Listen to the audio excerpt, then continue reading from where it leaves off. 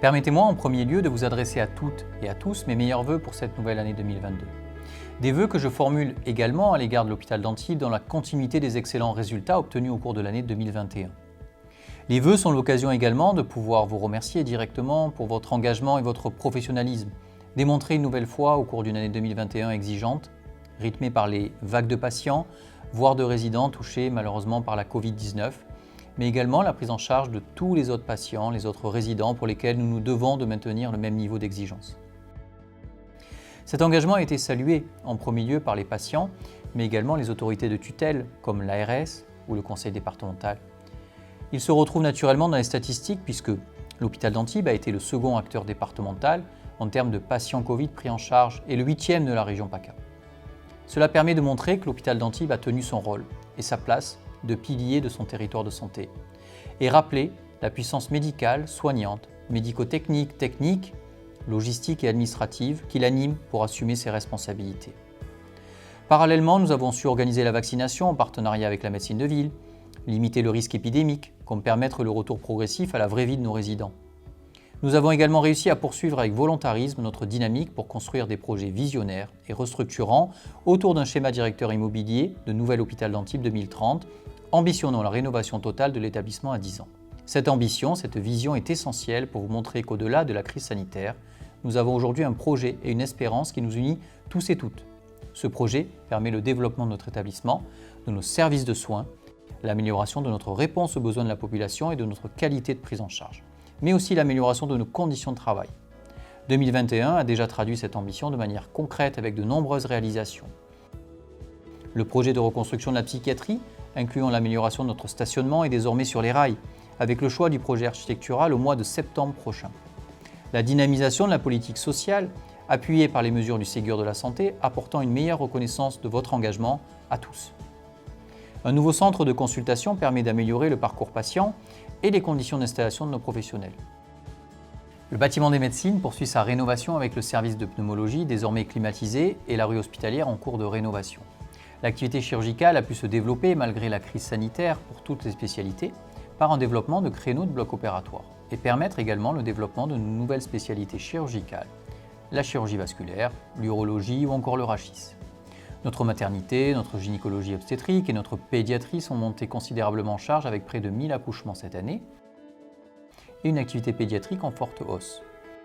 Notre offre de pédopsychiatrie va se renforcer considérablement avec de nombreux appels à projets dont nous avons été lauréats.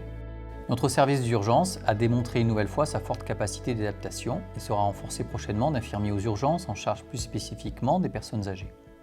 De nouveaux équipements nombreux ont renforcé encore notre plateau technique, à l'image de notre laboratoire déjà très performant qui a développé de nouvelles analyses de biologie moléculaire et une meilleure réponse sur les maladies virales comme la Covid-19. Nous avons su densifier les consultations avancées sur le pôle santé de Valoris pour améliorer l'accès aux soins dans des zones à la densité médicale moindre, mais également transférer l'USLD sur cet établissement pour permettre la mise en œuvre de projets importants sur l'hôpital d'Antibes. Nous avons su nous ouvrir notre territoire de santé avec le développement des partenariats avec les hôpitaux publics du GHT en premier lieu, la médecine de ville, coordonnée par les CPTS, les SSR ou encore les EHPAD. Enfin, une bonne nouvelle avec l'annonce d'un premier financement de 5 millions d'euros au titre du Ségur de la santé, de la phase 2 de notre schéma directeur immobilier, le bâtiment médico-technique.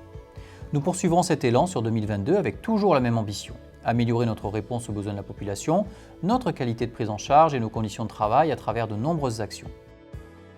Lancement de la rédaction du pré-programme du bâtiment médico-technique qui doit permettre l'agrandissement et la modernisation de nos urgences, du bloc opératoire et du bloc obstétrical, comme du laboratoire, de la pharmacie et de la stérilisation.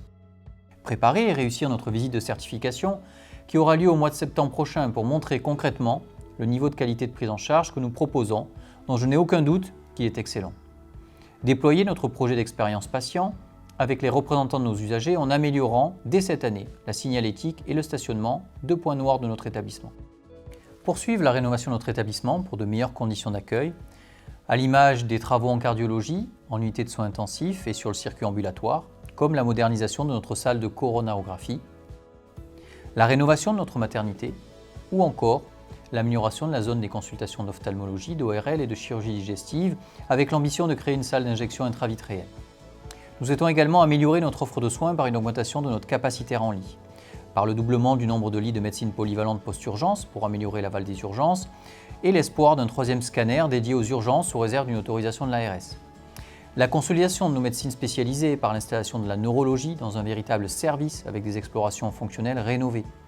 L'augmentation de lits en cardiologie. La consolidation de l'USC pneumologie et du centre du sommeil. L'installation de la chirurgie vasculaire, la chirurgie bariatrique avec les spécialités chirurgicales, l'urologie avec la chirurgie digestive.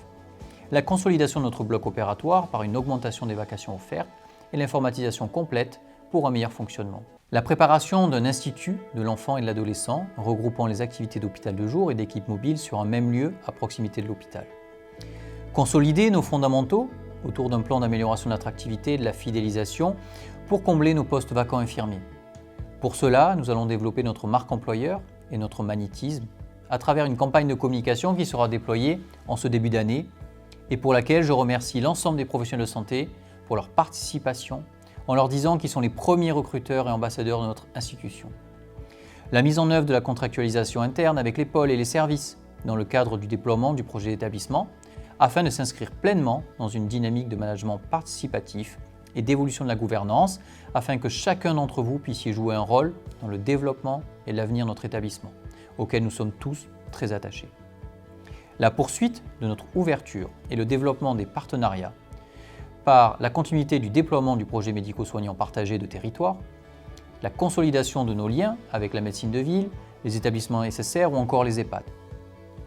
Le soutien au centre de santé départemental et au centre hospitalier de Puget-Théniers pour développer l'offre de spécialités dans ce territoire, améliorer les parcours patients dans le cadre de l'hospitalisation en appui des médecins généralistes installés.